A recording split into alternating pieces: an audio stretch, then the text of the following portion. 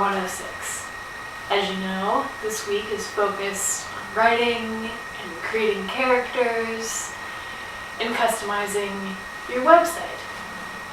I thought I would talk to you about the importance of identity because I think that plays both into customizing your blog and your website as well as creating characters.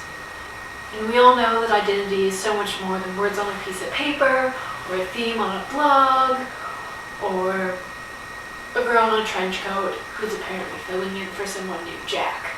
Your ability to create a noir character as well as customize your website is a great opportunity for you to establish who you are and who this character is. As far as your website goes, Bertus and Bond and Groom have all mentioned how important it is that you don't just label things like DS106 or my blog, or have posts that are like hello world or week 1 summary, that they need to be something interesting and catch people's attention, because obviously you're supposed to comment, but you don't want to comment on something that's really generic or boring. Like, you want to get excited and look at a person's blog and say oh, that's really well done, you seem like a cool and creative person, or see that they have written, they've titled their blog something that's really funny or cool or references something and it's a great way of reaching out to people and really helps with publicizing and garnering interest.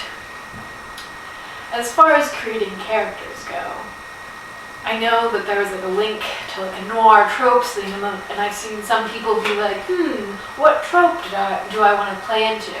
That's great, and it's really fun and helps you establish it, yes, this is a noir character. But with the reading you've done this week, I'm sure you've noticed, and it's been mentioned in the weekly blog post, that there is a lot of difficult and problematic content in it.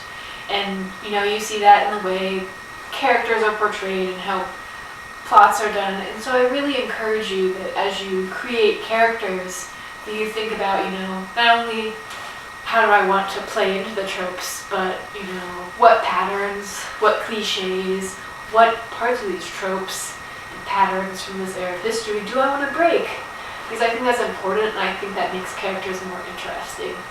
Because there's so many, private eyes, and there's so many femme fatales. But consider, how does a gender change? How does a different aspiration, or, some problem, some skill that they lack that seems so crucial? What if a noir character doesn't like smoking cigarettes or drinking alcohol? What if they're straight edge and just aren't part of that culture at all? How does that affect them? So I really think those are important considerations you should definitely think about. And, definitely think you need to look at, and I encourage you to go forth and establish your identity. And for the love of God, my name is Maggie, not Jack. See you next week.